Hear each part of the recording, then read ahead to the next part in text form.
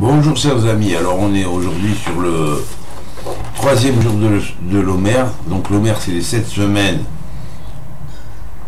qui séparent tout de suite après le premier jour de Pessah jusqu'à Shavuot, qui va être donc le 50e jour, celui où on va recevoir la Torah, qui est l'ouverture de la 50e porte de l'intelligence et de la réception de la lumière. Alors donc, nous sommes dans un travail sur l'Omer de purification et en même temps d'ouverture, de réception de la lumière divine.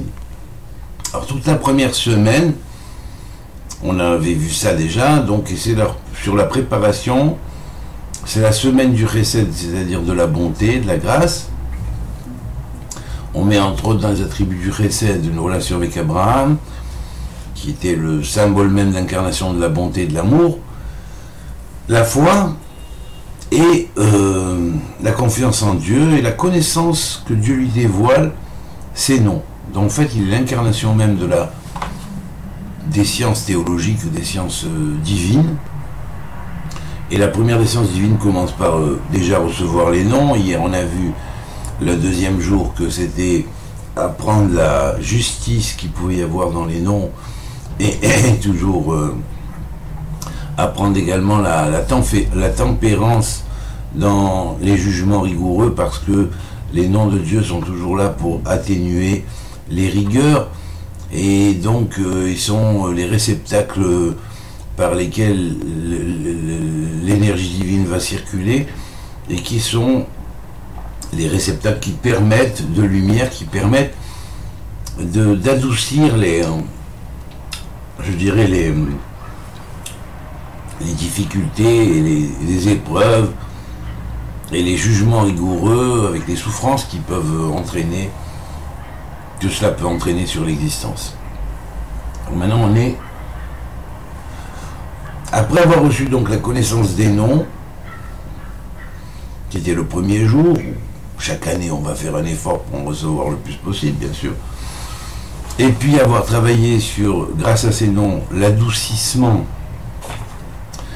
de la justice divine, de façon à ce que Dieu nous livre ça, de façon à ce que nous sachions le faire et adoucir les dynimes stricts, c'est-à-dire les rigueurs strictes, la justice stricte, pour le faire adoucir en justice plus coulante.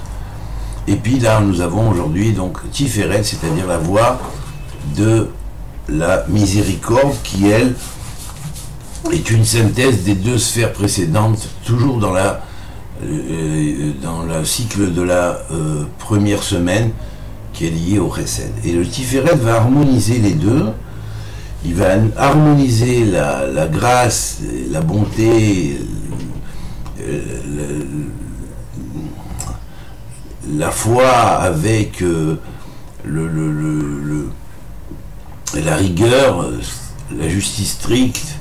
Donc il va équilibrer entre cela, et cela va se faire par l'intermédiaire de la science correspondante justement à Tiferet, qui est la science de l'harmonie, de l'harmonisation, qui a deux aspects. Un premier aspect, ça va représenter l'alchimie de la transformation kabbalistique, et dans un deuxième aspect, ça va être ce qui est la science de la méditation selon les techniques prophétiques anciennes, qu'on appelle le Nahal. C'est ainsi que Rabbi Abraham Aboulafia l'a nommé. Ça correspond aux méthodes qui permettent la méditation, et dans la méditation, on pourrait dire la communication,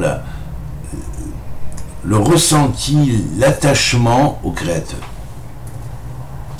Alors bien sûr, comme on est dans la sphère des noms, on est dans la grande sphère de 7 des noms, eh bien on va prendre ces noms-là pour s'en servir pour la méditation.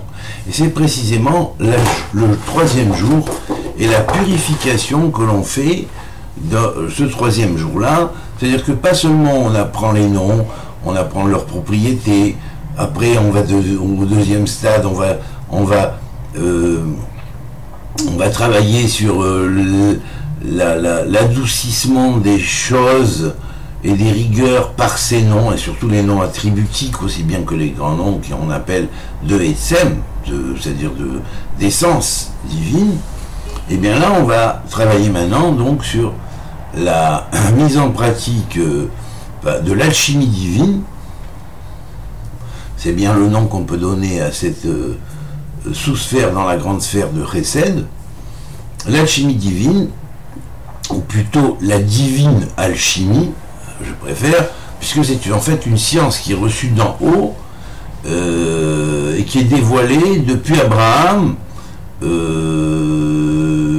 qui a été perfectionnée par Jacob, puisque là on est dans le principe qui est lié dans cette sphère troisième jour de l'Homère, on est lié à Jacob et Abraham. Et là donc nous avons l'échelle démontée qui va symboliser l'échelle que Jacob a rêvé. En fait c'est une allusion à la fameuse Chokhmat Nahal qui est liée à Tiferet, c'est-à-dire la science des méditations spirituelles. En fait on dit il dort, mais il dort pas réellement puisqu'il voit une vision et que dans sa vision il touche à l'éternité, puisque le mot Chalom ici s'en va, fait les mêmes lettres que l'Echem, mais fait la valeur numérique, c'est le pain de l'éternité, et en même temps c'est 3 fois le nom d'Hachem, c'est-à-dire de Dieu, Yud Kei Vav Kei, qui fait 26 en valeur numérique, donc 3 fois ça fait 78, et 78 va être en relation étroite avec le fait que Hachem a été, Hachem est et Hachem sera, c'est-à-dire la jonction des 3 temps, et cette jonction des 3 temps se fait dans le chisayon que Jacob va recevoir par son ascension grâce à la science démontée, c'est ainsi que on appelle Chokhmat Nahal, hein, et donc ce Nahal va être utilisé précisément pour transformer les choses en chesed, et puis réharmoniser les équilibres entre le chesed et la Gevura, entre les chassadim et les dinim. Voilà.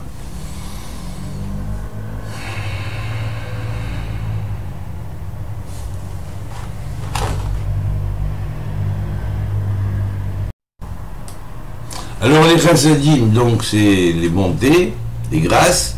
Les dinim, ce sont les rigueurs, la rigueur stricte. Et la Tiferet va l'harmoniser. C'est-à-dire une manière de dire aux individus, avant de vous sortir de vos gonds,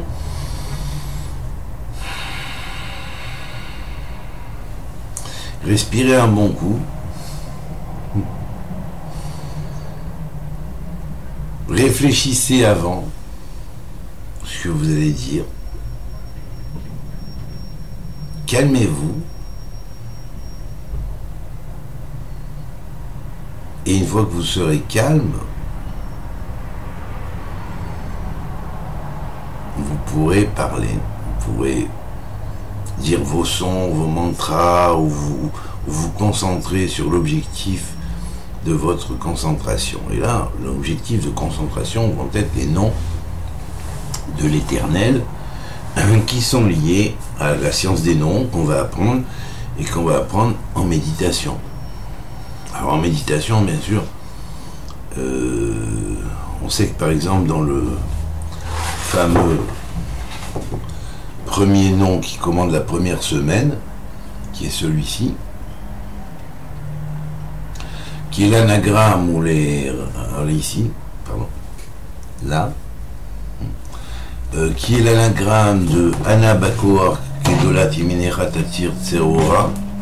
Donc je t'en supplie, je te prie, par la puissance de ta grandeur, de ta droite, la puissance de la grandeur de ta droite, Tatir Tseora, c'est-à-dire permets-moi de contrôler mes passions, et contrôle mes passions, c'est-à-dire que je n'explose pas, que je ne sois pas emprunt à l'imagination qui va m'influencer trop et provoquer sur mon monde émotionnel des impressions qui risquent de me troubler dans ma compréhension du monde divin, déjà, puisque le premier jour est le base du monde divin.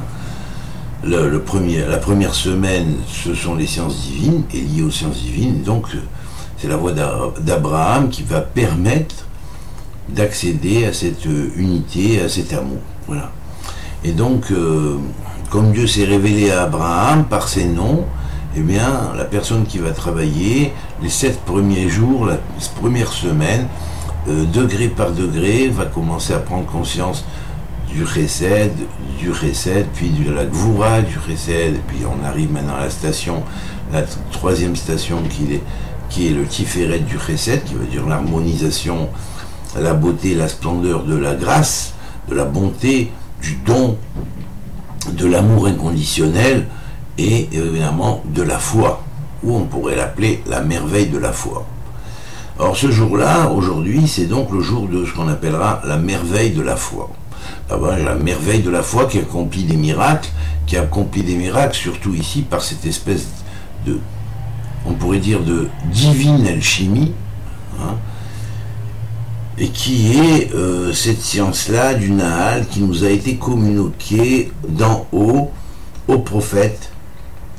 Et le premier qui a reçu les bases de cette science-là, telle qu'elle va être transmise ensuite à Yaakov, à Israël et à Yaakov, et puis à Israël, et va former les bases de l'enseignement des écoles de prophètes qui se sont formées dans le peuple d'Israël, eh bien ça va être cette science du Nahal qui va être à la base. Cette science du Nahal, elle n'est pas venue comme ça, elle n'a pas été inventée, elle est descendue de l'Éternel vers Abraham, qui l'a reçue et qui l'a transmise dans sa totalité à Yitzhak, en partie à Ishmaël et en partie aux enfants de Ketura, les 6 enfants de Ketura qui ont été envoyés vers l'extrême-orient. Et donc, cette science du Nahal va aboutir à Yaakov qui, lui, va la développer complètement, avoir la vision de l'échelle, connaître les gradations de cette science à fond, et donc va pouvoir transmettre donc à sa descendance comment les pétales de la rose s'ouvrent par la science du Nahal, c'est-à-dire en fait les antennes de l'âme, comment on les dispose, on les ouvre par la science du Nahal, avec amour vers Dieu et volonté de rétablir l'équilibre dans nos passions et dans les réactions que ces passions peuvent entraîner, qui arrivent des fois à des débordements. Alors voilà, donc ça, la base, c'est arrivé à la miséricorde, c'est aujourd'hui que nous travaillons sur la miséricorde de la bonté et sur donc la merveille de la foi, qui est une autre manière de traduire Tiferet chez Béchesed, hein, la merveille de la foi et la merveille de l'amour de Dieu, la merveille de la bonté, et on pourrait dire aussi l'équilibrage et l'harmonie par la foi, l'équilibrage et l'harmonie de la bonté, et l'équilibrage et l'harmonie de la bonté, ça veut dire donner, c'est bon de donner, mais ça sert à rien de donner là où les gens ne sont pas capables de recevoir ou peuvent interpréter complètement à l'envers. C'est du temps perdu et c'est pas forcément un bien qu'on fait. Et puis en plus, ça peut servir des fois à alimenter des gens qui vont tourner ça un petit peu à l'envers. Bon, mais peu importe, de toute façon, ce tri-là se fait comme ça. Et puis on a également comme autre symbolique, c'est-à-dire la merveilleuse alchimie de l'amour divin, qui est aussi l'alchimie de la foi et des transformations qu'elle peut opérer sur le monde dans le sens de l'évolution de l'âme vers la divinité, et surtout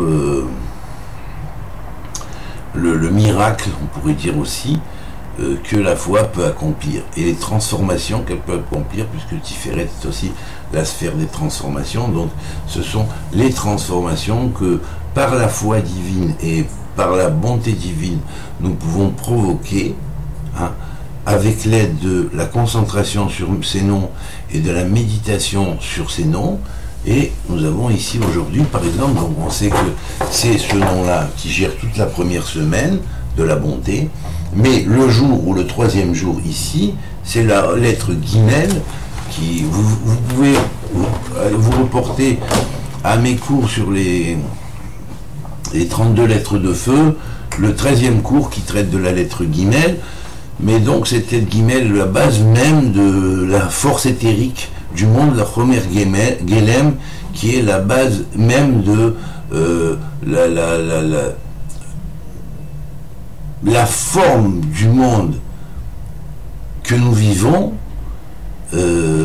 parce que par le biais de la matière illique ou éthérique, cette forme va s'imprégner dans la matière illique ou éthérique, qui n'est pas une matière palpable, on dit la matière éthérique, et qui va faire engendrer ce qu'on appellera le monde quadri-élémentaire, c'est-à-dire avec les 4 éléments, ou les 4 états disons, de la matière.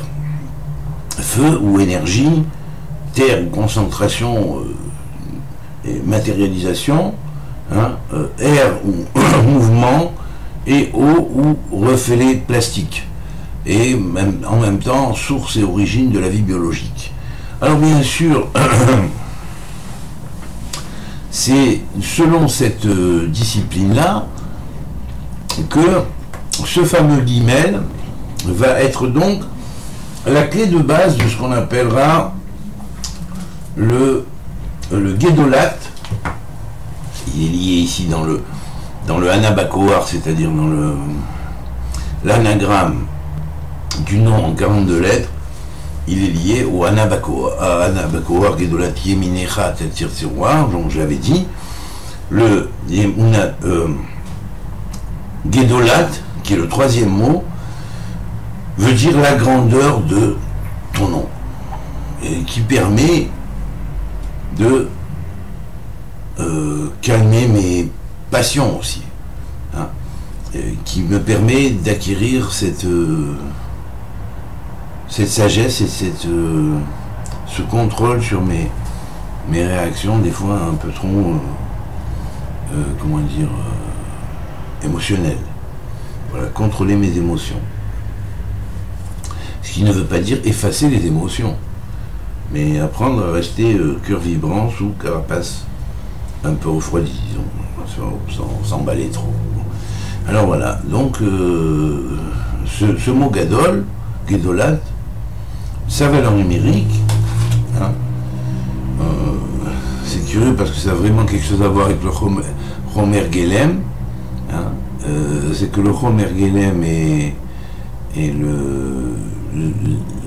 l'expression même de la lettre Guimel, d'abord déjà, c'est elle qui le produit, mais et du 13e sentier de la sagesse, mais aussi, vous voyez mon cours sur les sentiers de la sagesse en rapport avec les lettres de feu, hein, vous voyez 13e sentier ou 13e lettre de feu, et à ce moment-là, bon ben, vous comprendrez mieux que le rapport qu'il peut y avoir entre la matière illique et la notion de Gadlut, c'est-à-dire de grandeur, d'agrandissement. La Gadlut, c'est-à-dire voir les choses en grand selon la manière dont Dieu voudrait qu'on voit les choses, ou qu'on apprenne à les voir progressivement. Et cela correspond à notre tikkun. Et ce tikkun, cette réparation, pour l'agrandissement de notre conscience, nous propose une science qui est le Nahal. Le Nahal, c'est-à-dire la science des méditations divines ou des élévations de l'âme. Et en parallèle, la chimie de la transformation spirituelle ou l'alchimie divine. Alors le terme de Guédolat fait en valeur numérique 400 plus 43. 443 en fait. Et 443, c'est une jonction entre 400 et 43. 400 représente les 400 forces diaboliques. Et 43 représente la valeur numérique de Luz. C'est-à-dire l'endroit même où Jacob avait posé sa tête et où vous l'avez vu, les anges qui montaient et descendaient sur l'échelle, et où il a dit, ce lieu est empli de la présence divine, et c'est ce même lieu-là qui va symboliser à l'état individuel le principe qui va apporter qu'on appelle Luz, on pourrait dire la porte de la lumière quelque part, la porte de Beth-El, la maison de Dieu, et qui va apporter la clé de la résurrection du corps mort en corps glorieux. Donc, Jacob va être le symbole de celui qui plus tard va se confronter avec l'ange de la mort et le vaincre, et donc par là, sa descendance va recevoir la possibilité de faire la même chose, et chacun d'acquérir sa propre éternité, comme Jacob, qui est appelé l'Omet, n'est pas mort, l'a acquise. Bon, pas par la même voie que les fameux 5 pétales que j'ai expliqué, les 5 piliers, si on pourrait dire, de l'éternité. Vous verrez ma conférence, mes 3 conférences là-dessus, si vous avez le temps, sur les 5 piliers de l'éternité, qui sont Enoch, qui sont Moshe, qui sont Eliyahu Hanavi, et Mashiach ben Yosef, et Mashiach ben David, avec des transmigrations par différents biais dans l'histoire de l'humanité. Et donc,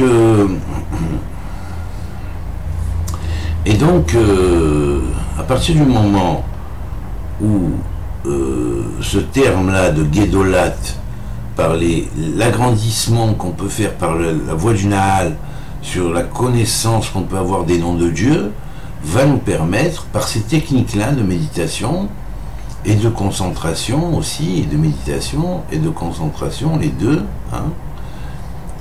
méditer, c'est s'ouvrir, que se concentrer, c'est objectif sur un seul point, donc on a les 2 bases pour permettre l'élaboration de ce qu'on appellerait la base même de la sagesse du Nahal. Alors, bien sûr, ce fameux nom de Guédolat, il a sa structure interne, bien sûr.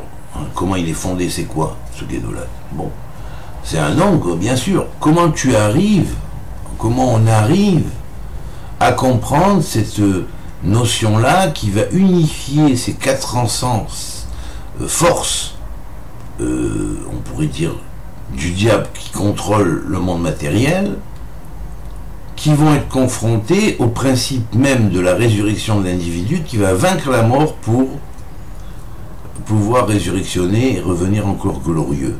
Et ça, c'est la clé même de la transformation de la matière illique, qui est le guimel de Guédolat. Voilà.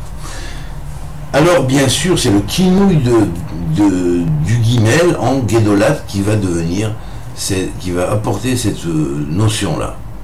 Alors, bien sûr, quand on voit la structure de Guédolat, bien sûr, on a plusieurs attributs qui vont entrer en jeu, tels que l'attribut de Goël, qui est la délivrance, qui délivre la lumière et qui en même temps dispense la sagesse et la connaissance qui vient de lui, c'est-à-dire de lui l'Éternel. Il est tellement loin qu'on peut parler de lui qu'à la 3e personne. C'est une manière presque de désigner l'infinité des possibilités que l'on a dans cette science et qui nous permet de se rapprocher et de faire que cet infini communique avec nous définit. C'est ça qui est extraordinaire. Et alors, et c'est ça le comble de l'harmonie, le comble du contrôle, le sommet du contrôle. Et là, donc, et d'ailleurs le sommet du contrôle de ce qui s'appellerait les passions. Parce que dans le Nahal, pour arriver à cette chose-là, il faut une ouverture qui fait que ce que Dieu nous demande, c'est contrôler vos passions et vos réactions primitives d'explosion, si on pourrait dire. Et là, la lumière descendra en vous, et puis vous serez en communication. Moi, je suis l'infini, mais Dieu nous dit comme ça, moi je suis l'infini, mais je communique avec toi, individu fini. C'est magnifique. C'est le secret même de ce qu'on dit tous les jours dans la prière. Béni sois-tu éternel qui enseigne la Torah aux enfants d'Israël. Voilà. Alors, les enfants d'Israël, ce sont tous ceux qui sont droits avec Dieu. Alors voilà. Alors maintenant, dans l'extension finale, c'est ça. Et Dagoul, alors bien sûr, celui qui te fait porter ton étendard de spiritualité, qui est ancien, celui qui a même transmis la tradition primordiale et originelle, qui est le grand Dieu vers lequel tout va, et qui est en même temps le prince de toutes les éternités qui existent. Et donc, en tant que prince, c'est une manière de renouveler la notion de roi. Il est roi, mais il est prince aussi. C'est-à-dire qu'il accède au trône. D'abord, il est roi. Il est roi, éternel roi du monde. Mais il est prince en toi. Michel, je suis en cours. Ça te dérange pas de... S'il te plaît? Hein? Merci, hein? Et il est prince en toi. Alors après, et il est en même temps rapide dans son don de la vie, dans le don qu'il donne de la vie. Alors en fait, effectivement, lui qui est l'éternité, il est pour toujours, et d'éternité en éternité, de siècle en siècle, et donc, et d'âge en âge. Et donc, il est celui qui a dit les choses, puisqu'il est le Verbe suprême, qui commande et les choses sont, et il est droit, et taor, bon, hein, et pur, il est l'exemple même de la pureté, et sa puissance repose sur l'intégrité. C'est-à-dire qu'en fait, c'est l'exemple même qu'il te donne. Cet agrandissement, tu ne peux l'avoir que si tu reposes sur l'éternité et que si tu reposes sur la force et la puissance. Alors à ce moment-là, tu seras kovesh. C'est-à-dire que tu hériteras de mon attribut qui va te faire que moi, comme je suis kovesh, c'est-à-dire on pourrait dire je conquiers les mondes par l'amour et par la grâce, hein, et sans les imposer et sans m'imposer, mais à ceux qui veulent me recevoir, ils reçoivent la lumière, et bien de la même manière, toi tu vas être kovesh, en étant kovesh de tes mauvais penchants, tu vas faire une place à cette chose-là, et je vais être à la fois kovesh otra, c'est-à-dire je vais te conquérir, et en même temps toi-même tu te conquériras toi-même, et tu conquériras l'extension de toi-même au travers des mondes futurs qui se seront donnés, tels que les 310 mondes qui seront l'héritage à chaque juste dans le monde futur. Et, alors, bon, et puis ensuite, donc, il va t'enseigner qu'il est à la fois le Moshel, c'est-à-dire celui qui contrôle les mondes, par la paix d'ailleurs. Il est un Dieu grand, redoutable, qui délivre, hein, et en même temps il est secret et caché, mais il fait. Il est réalisateur. Et le rocher des mondes, c'est-à-dire le principe même qui contrôle la force des radiances de la lumière et qui permet que la lumière soit à des niveaux très très très élevés dans l'intensité et qu'elle se rabaisse jusqu'à la lumière physique qui en fait n'est qu'une matière par rapport, symboliquement, je veux dire, qu'une matière par rapport à la lumière supérieure. Et donc ça c'est sa grandeur, il est à dire, c'est vrai, il est bonnet, il construit les mondes. Mais il les surveille en même temps et il les arrange, taquine. Ouais. Il est le Dieu qui apporte la bénédiction et qui te dévoile le chemin, son cheminement. Voilà, ça c'est l'explication de Gedolat. Voilà. Et c'est un premier niveau de l'ouverture de la lettre et ensuite du nom qui sort de la lettre, bien sûr. C'est un premier niveau au niveau de Malchut, c'est sur ça qu'il faut se concentrer. Après, il y a d'autres noms de Dieu qui sont à l'intérieur de cela, comme Rabbi Shimon Bar Yochai dans le Zohar le dit, hein, il a mis des lettres, et à l'intérieur des lettres d'autres lettres, à l'intérieur des autres lettres d'autres lettres, et ces lettres-là, il y a les premières lettres qu'on appelle les lettres qui font partie de Nefesh, et puis après il y a les lettres qui font partie du Ruach, et elles sont encore plus grandes, et puis les lettres qui font partie du père et de la mère et du long visage, voilà. Donc ces différents niveaux de lettres, ces différents niveaux d'expression, même de chacun de ces attributs, au travers des noms secrets. Alors, parce qu'il y a des noms secrets après, qui ne sont plus des noms dans cette sagesse du Nahal, qui sont plus des noms d'attributiques comme j'ai cité ici, mais des noms d'essentialité de la divinité. C'est ces noms d'essentialité de la divinité qui substantialisent ces noms attributiques. Voilà. Alors bien, je vous souhaite à tous déjà un Shabbat Shalom, et puis une bonne écoute, voilà, une bonne compréhension de ce que signifie notre fameux 3e jour de l'Omer. Voilà. Kol Touv, à très bientôt, que Dieu vous bénisse, et au 4e jour de l'Omer, je ne pourrai pas le faire parce que c'est Shabbat, mais on fera pour dimanche le 4e et le 5e jour. À bientôt, très chers amis.